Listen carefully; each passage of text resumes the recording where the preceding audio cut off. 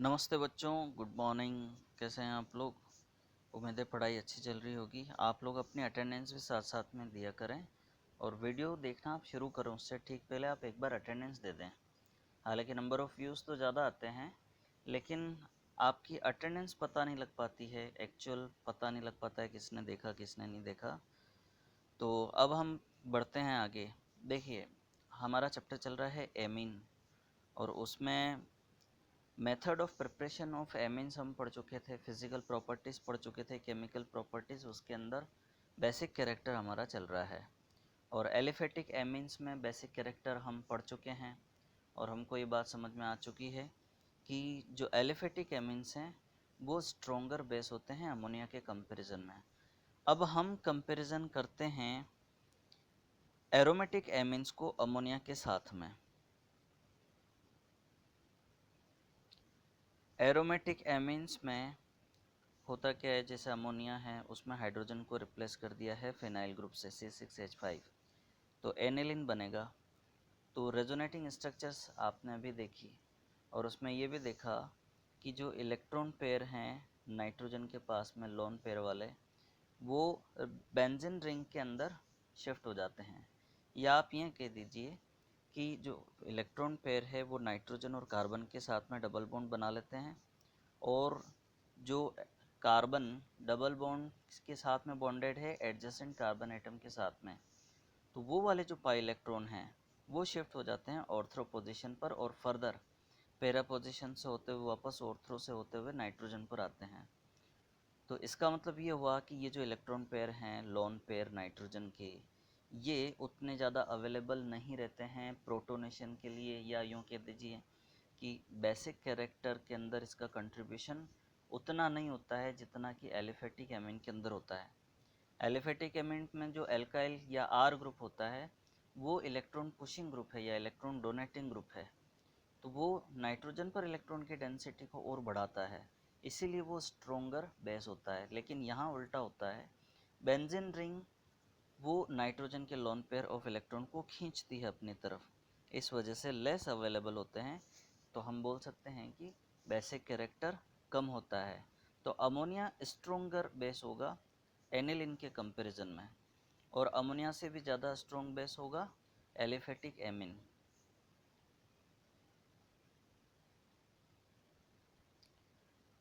Resonating structure में एक बार फिर से रिकॉल कर दूं, ये स्ट्रक्चर्स देखिए, इनमें इलेक्ट्रॉन पे ट्रांसफ़र हो रहे हैं ऑर्थो और पैरा पोजीशन पर। आपको यहाँ पे बिल्कुल क्लियर दिख रहा है कि ये ऑर्थो पोजीशन, यहाँ ये इलेक्ट्रॉन ट्रांसफ़र हुए और पैरा पोजीशन पे ट्रांसफ़र हुए, इसका मतलब ये एक्टिवेटिंग ग्रुप है। तो इसकी जो केमिकल रिएक्शंस होगी इलेक्ट्रोफिलिक सब्स्टिट्यूशन वाली, उसके अंदर आप देखेंगे कि ऑर्थो पैरा प्रोडक्ट्स बनेंगे। हालांकि कुछ और डिफरेंट टाइप की रिएक्शंस भी होती है, वो भी हम देखेंगे।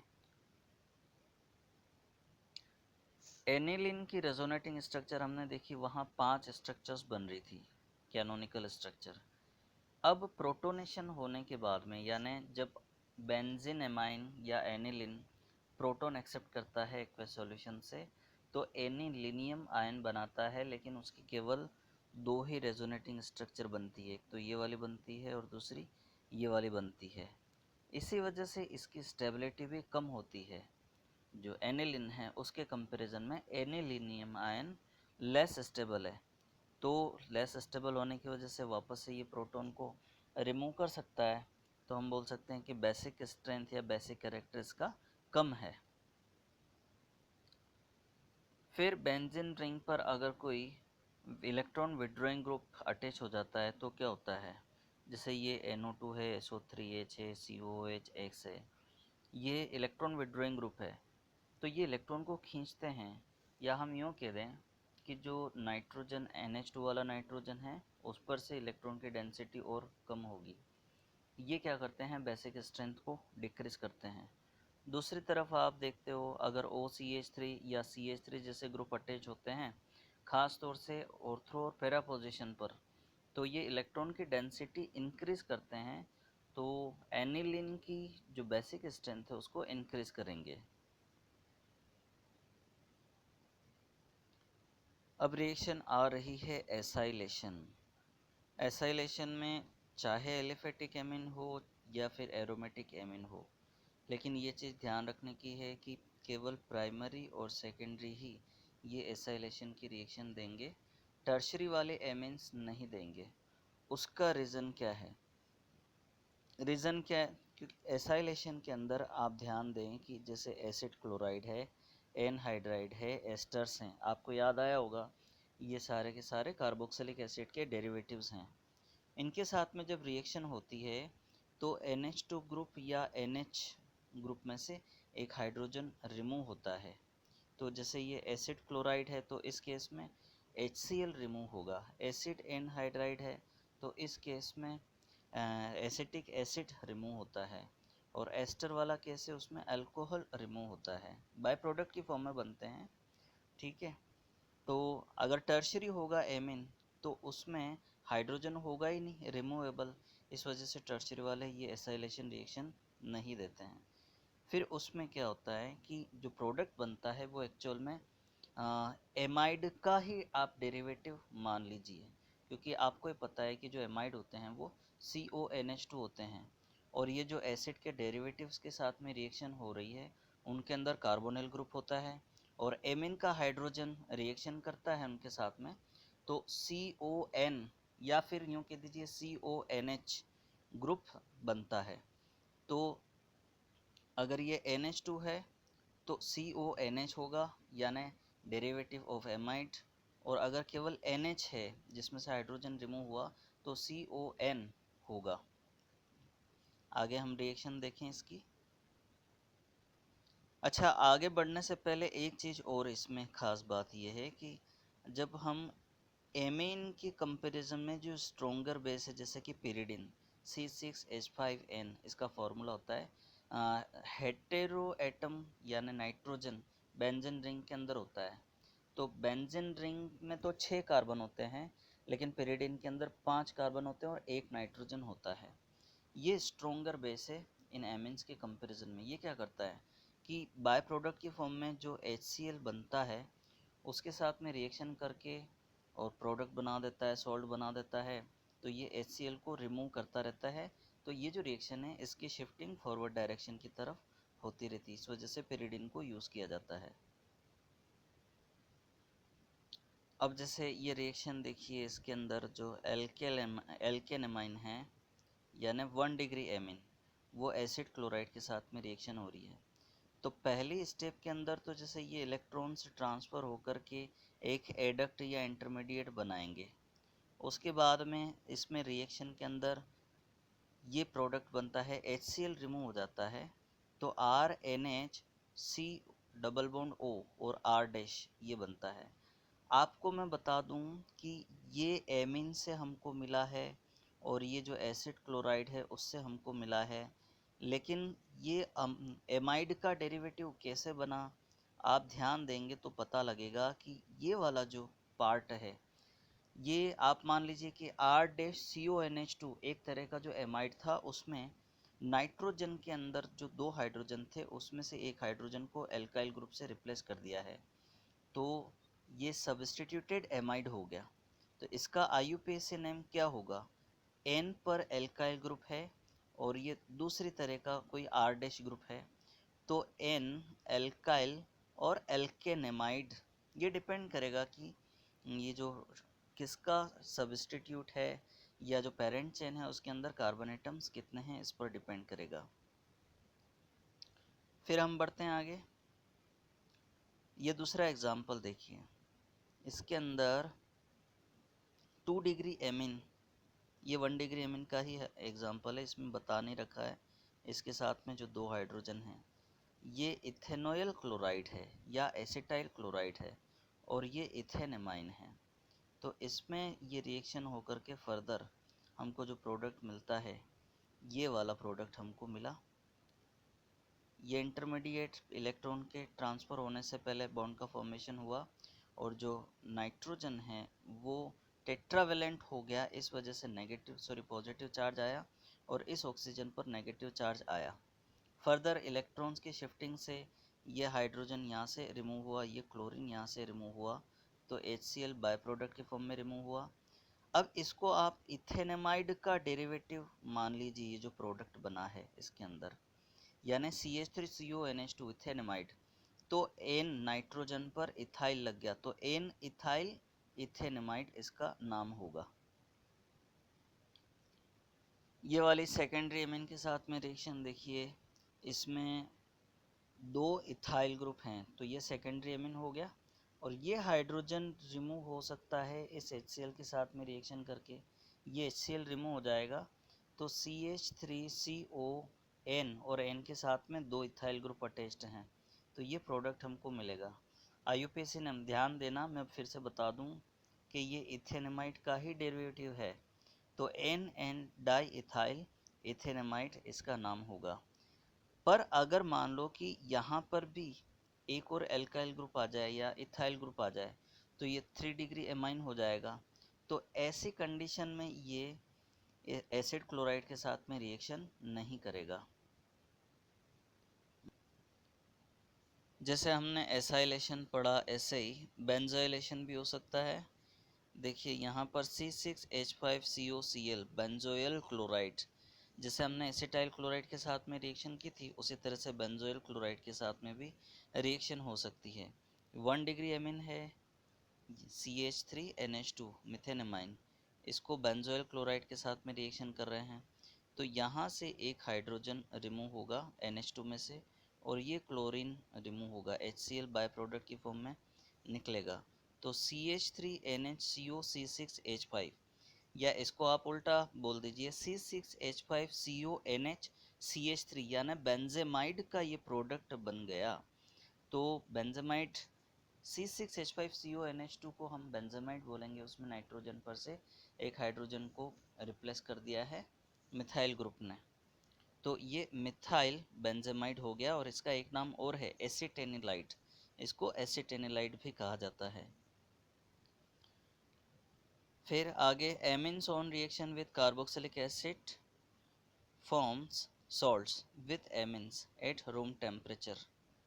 तो एमिन बेसिक नेचर का है, तो कार्बोक्सिलिक एसिड के साथ में रिएक्शन करके करस्पॉन्डिंग, हमने ये रिएक्शन पहले देखी भी है, जैसे कि 1 डिग्री एमिन है या मिथाइल एमिन है, अमोनिया के साथ में जिस तरह की रिएक्शन होती है बस उसी तरह की यहाँ पे भी होगी। तो जैसे आप लोगों ने पढ़ा था कि अमोनियम सॉल्ट बनता है, जैसे अमोनियम इथेनोएट, तो सब्स्टिट्यूटेड इसके अंदर, अच्छा अमोनियम इथेनोएट जो है उसको जब आप हीट करोगे तो हमको एमाइड मिलेगा, तो यहाँ पर भी जब रिएक्शन होगी 1 डिग्री या 2 डिग्री एमिन के साथ में, तो हमको प्रोडक्ट की फॉर्म में सब्स्टिट्यूटेड एमाइड्स मिलते हैं।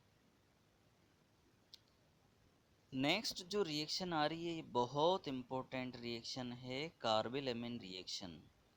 इम्पोर्टेंट इसलिए है क्योंकि ये एमिन्स की जो 3 कैटेगरी है, प्राइमरी सेकेंडरी और टर्शरी, उसमें से ये प्राइमरी एमिन को आइडेंटिफाई करने के काम में आती है।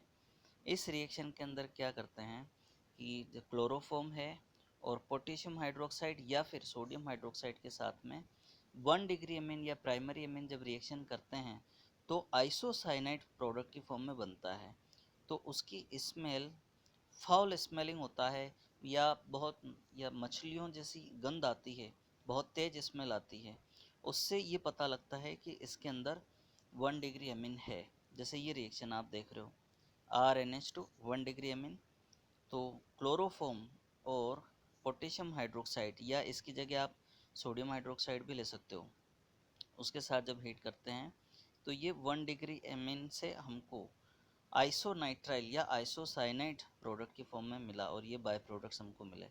इसकी स्मेल की वजह से ये पहचान में आता है कि हमने जो रिएक्टेंट लिया था उसके अंदर 1 डिग्री एमिन था। ये ध्यान रखना कि अगर हम 2 डिग्री या 3 डिग्री एमिन लेंगे तो ये कार्बिल एमिन रिएक्शन नहीं देगा, तो ये कार्बिल एमिन रिएक्शन ध्यान में रखना। नेक्स्ट रिएक्शन आ रही है reaction with nitrous acid. Nitrous acid का फॉर्मूला क्या है, आपको पता होगा, नाइट्रिक एसिड का फॉर्मूला HNO3 है, नाइट्रस एसिड का फॉर्मूला होता है HNO2। अब जिस तरह से नाइट्रिक एसिड को हम बोतल में स्टोर कर सकते हैं, तो उस तरह से आप नाइट्रस एसिड को स्टोर नहीं कर सकते हो, ये ऑन द स्पॉट बनाना पड़ता है। और बनाने के लिए NaNO2 और HCl, या HCl के बजाय आप दूसरा जैसे सल्फ्यूरिक एसिड भी ले सकते हो, और ऑर्थ्रोबोरिक एसिड भी ले सकते हो, फ्लोरोबोरिक एसिड भी ले सकते हो। लेकिन जनरली हम क्या करते हैं, NaNO2 यानी सोडियम नाइट्राइट, ध्यान रखना NaNO3 नहीं ले सकते हैं, वो सोडियम नाइट्रेट होता है और उसमें हमको एसिड मिलेगा वो नाइट्रिक एसिड हो जाएगा। लेकिन NaNO2 और HCl की रिएक्शन होती है तो HNO2 बनता है, वो रिएक्शन करता है। अब यहाँ एलिफेटिक और एरोमेटिक दोनों तरह की एमीन के साथ में रिएक्शन देखते हैं। हालांकि दोनों के साथ में रिएक्शन होती है, पहले जो एडक्ट बनता है या प्रोडक्ट बनता है वो सेम होता है, लेकिन इसमें एलिफेटिक एमीन वाले जो प्रोडक्ट्स हैं वो लेस स्टेबल हैं, डीकम्पोज हो जाते हैं। और दूसरी तरफ एरोमेटिक एमीन वाले जो प्रोडक्ट्स हैं वो कम टेम्परेचर पर स्टेबल रह पाते हैं, 0 से 5 डिग्री सेल्सियस तक का टेम्परेचर मेंटेन करके रखना पड़ता है। अब इसमें देखिए ये जो पहली रिएक्शन दिख रही है आपको, ये ध्यान रखना, ये थोड़ा सा ओवरलैप हो रहा है, ये स्लाइड जब बनाई थी उस केस में, तो इसको शिफ्ट नहीं किया है, तो ये जो रिएक्शन है इसको ये ध्यान दीजिए। 1 डिग्री एमिन HNO2, ये कैसे बना, NaNO2HCl, यहाँ NaNO3 लिखा है वो गलत है, ये ध्यान रखना आप, NaNO2 आएगा तो RN2Cl बनता है। इसमें आप इसको आयनिक कंपाउंड भी मान सकते हो और कोवेलेंट बॉन्ड भी मान सकते हो, या यूँ कह दीजिए कि कोवेलेंट बॉन्ड है उसकी पोलैरिटी हाई है। तो ये जो N2 है तो RN2 पॉजिटिव, इसको डाईएजोनियम सॉल्ट बोलते हैं, क्योंकि इसमें नाइट्रोजन और नाइट्रोजन के बीच में डबल बॉन्ड होता है। और अगर पॉजिटिव चार्ज एज्यूम करके रखते हो तो ट्रिपल बॉन्ड है, उसकी स्ट्रक्चर भी हम देखेंगे। और इसके साथ में जो क्लोराइड अटैच्ड है, तो ये जो डिकम्पोज होकर के अल्कोहल बना देता है और नाइट्रोजन गैस रिलीज होती है। तो जो एलिफेटिक एमिन हैं उनकी नाइट्रस एसिड के साथ में रिएक्शन होकर के जो डायज़ोनियम सॉल्ट्स हमको मिलते हैं वो लेस स्टेबल होते हैं। लेकिन जो एरोमेटिक एमिन्स हैं जैसे कि एनिलिन है, इसमें भी ये ध्यान देना, स्लाइड बनाते टाइम इस तरह से ये ओवरलैप हो गया था, तो ये रिएक्शन को ध्यान में रखो। ये NaNO2 होगा, NaNO3 नहीं है, ठीक है। ये बना बेंजीन डाईएजोनियम क्लोराइड, और ये कम टेम्परेचर पर स्टेबल रहता है, ये बेंजीन डाईएजोनियम क्लोराइड। और बाय प्रोडक्ट की फॉर्म में दूसरे हमको सोडियम क्लोराइड, वाटर वगैरह मिलते हैं। और इसका ये बहुत ज़्यादा यूज़फुल है, बहुत सारे कंपाउंड्स इसकी हेल्प से बनाए जा सकते हैं। तो हालांकि ये जो डायज़ोनियम सॉल्ट्स वाला जो पार्ट है वो हमारे सिलेबस से रिमूव कर दिया है CBSE से, लेकिन फिर भी मैं आपको सजेस्ट करूँगा कि आप वो वाला पार्ट ज़रूर पढ़िए, ताकि कंपटीशन एग्ज़ाम के पॉइंट ऑफ व्यू से आपकी प्रिपरेशन हो सके।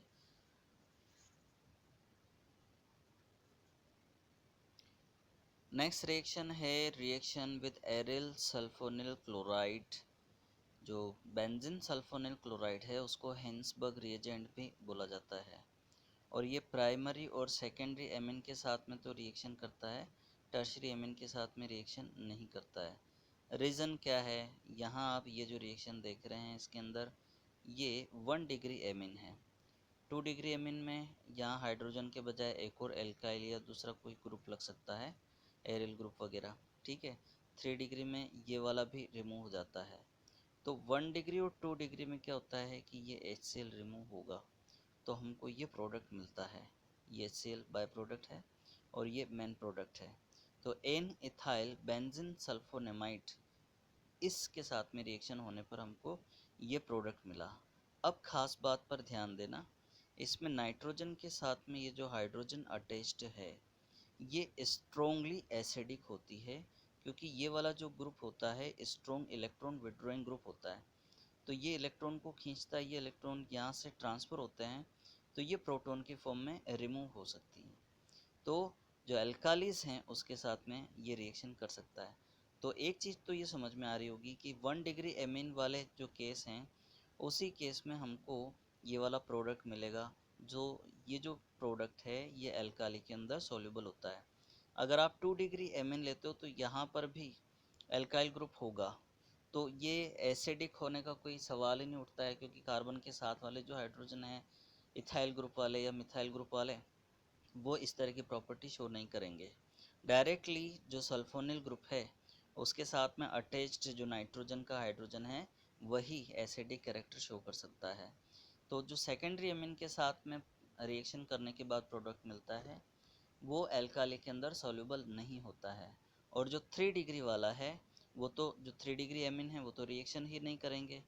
तो ये जो हिंसबर्ग रिएजेंट है वो प्राइमरी, सेकेंडरी और टर्शरी एमिन्स को सेपरेट करने के भी काम में आते हैं और उनको आइडेंटिफाई करने के भी काम में आते हैं।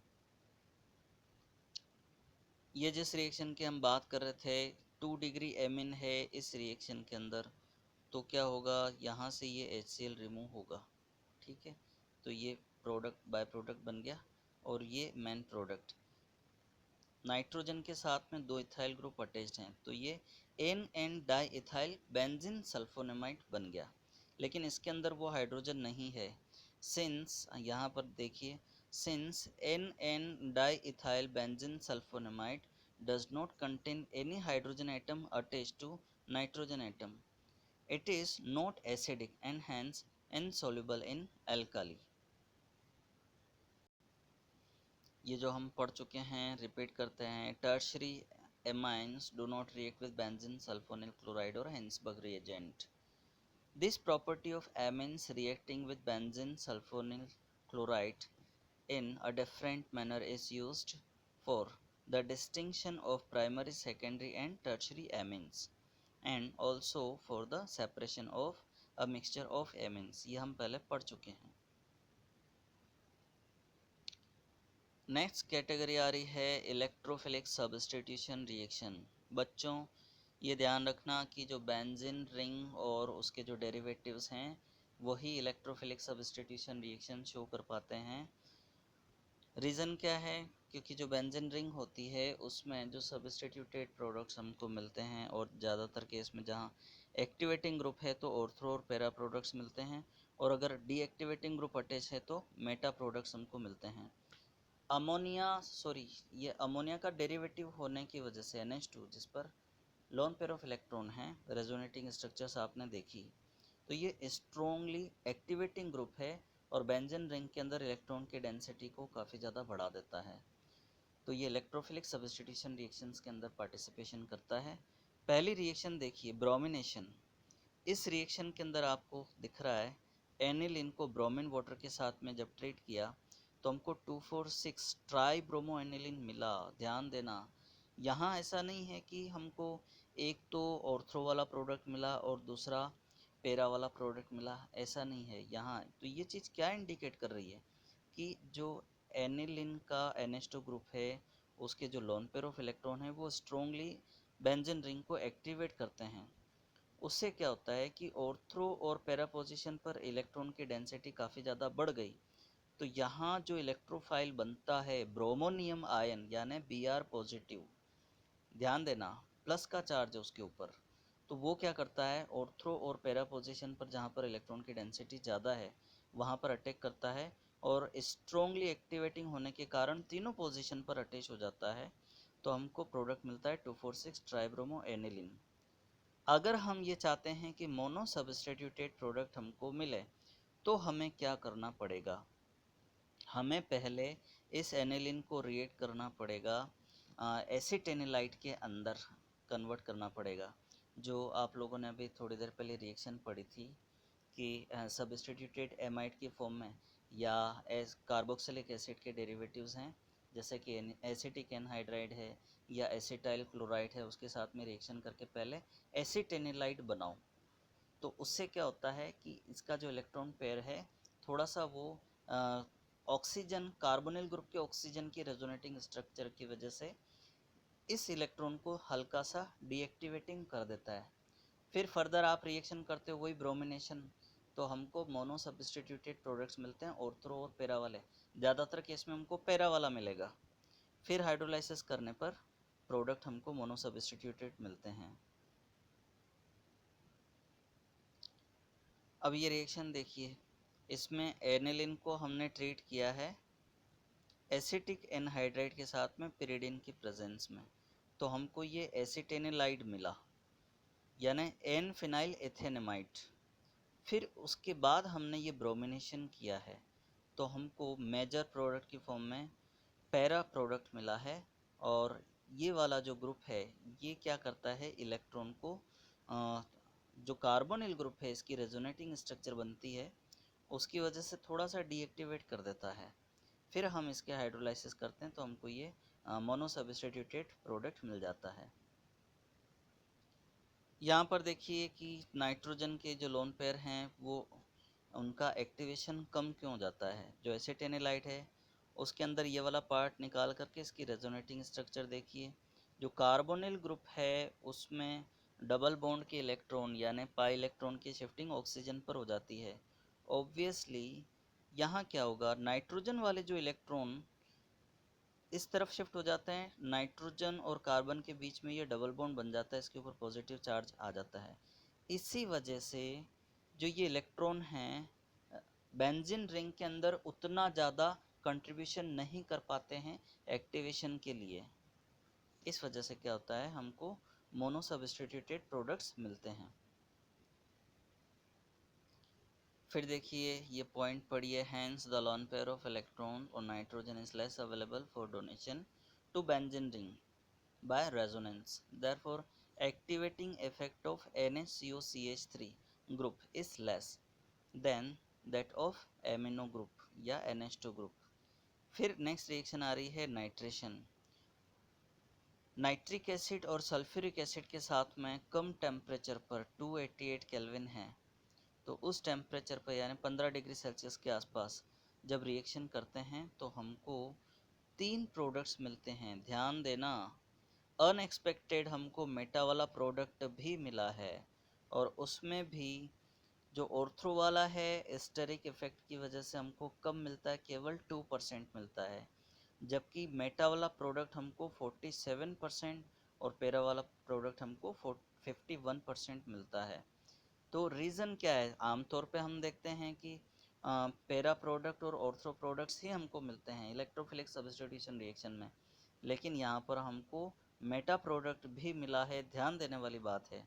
रीज़न क्या है, रीज़न ये है कि इसके अंदर जब रिएक्शन होती है आप देख रहे हो सल्फ्यूरिक एसिड और नाइट्रिक एसिड ये दोनों ही एसिड हैं, तो ये जब एनिलिन के साथ में रिएक्शन करते हैं तो एनिलीनियम आयन बना देते हैं और वो मेटा डायरेक्टिंग होता है, इस वजह से हमको मेटा प्रोडक्ट भी मिलता है।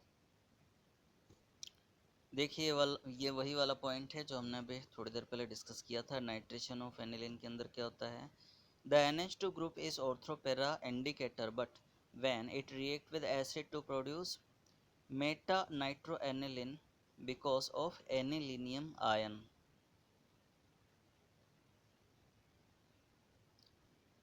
अगर हम चाहते हैं कि हमको मोनोसब्स्टिट्यूटेड प्रोडक्ट मिले तो बिल्कुल उसी तरह से जैसा हमने अभी देखा था थोड़ी देर पहले, एसिटिक एनहाइड्राइड और पेरिडिन के प्रेजेंस में एनिलिन को ट्रीट करो तो पहले ये एसिटेनिलाइड बनता है और उसके बाद में फिर आप नाइट्रेशन करेंगे तो पैरा प्रोडक्ट, क्योंकि स्टेरिक इफेक्ट होता है, ये जो ऑर्थो वाला पार्ट है ये इस ग्रुप की बल्कीनेस की वजह से अटैक नहीं कर पाते हैं, तो जो पैरा पोजीशन है उस पर इजीली अटैक कर पाते हैं नाइट्रोनियम आयन। तो जो इलेक्ट्रोफिलिक स्पीशीज़ है नाइट्रोनियम आयन, तो उसमें हमको ये प्रोडक्ट फर्दर ये जो हाइड्रोलाइसिस करने के बाद में हमको पैरा प्रोडक्ट मेन प्रोडक्ट की फॉर्म में मिलता है। फिर ये लास्ट रिएक्शन आती है सल्फोनेशन की। तो सल्फोनेशन में क्या होता है, सल्फ्यूरिक एसिड के साथ में ट्रीट करते हैं तो पहले हमको सॉल्ट मिलता है एनिलीनियम हाइड्रोजन सल्फेट। इसको जब हीट करते हैं, जैसे ये एनिलीनियम हाइड्रोजन सल्फेट, तो इसको जब हीट करते हैं तो इसमें एसो3 ग्रुप की शिफ्टिंग हो जाती है पैरा पोजीशन पर, तो सल्फेनिलिक एसिड मिलता है। ये NH3 ग्रुप है और ये SO3H ग्रुप है। एक्वस सॉल्यूशन के अंदर ये ज्विटर आयन बनाता है। मतलब ये हुआ कि इसी एक जो प्रोडक्ट हमको मिला है सल्फेनिलिक एसिड, इसमें ये वाला तो बेसिक कैरेक्टर शो करता है और ये एसिडिक कैरेक्टर शो करता है। मतलब ये प्रोटॉन एक्सेप्ट करता है तो NH3 ग्रुप के अंदर कन्वर्ट हो जाता है और ये प्रोटॉन डोनेट करता है तो SO3 नेगेटिव वाले ग्रुप के अंदर कन्वर्ट हो जाता है। एक खास बात क्या है इसके अंदर, एक ही स्पीशीज के अंदर पॉजिटिव, ये वाला पॉजिटिव और नेगेटिव दोनों ही चार्ज आ जाते हैं, तो उसको हम ज्विटर आयन बोलते हैं। अब हम ध्यान दें कि जो एनिलिन है वो फ्रीडेल क्राफ्ट रिएक्शन नहीं देते हैं, ना तो एल्काइलेशन देते हैं और ना एसाइलेशन देते हैं। उसका रीज़न क्या है, आपको पता है कि फ्रीडेल क्राफ्ट रिएक्शन में हम कैटालिस्ट की फॉर्म में एनहाइड्रस एल्यूमिनियम क्लोराइड यूज़ करते हैं और ये ल्यूइस एसिड है।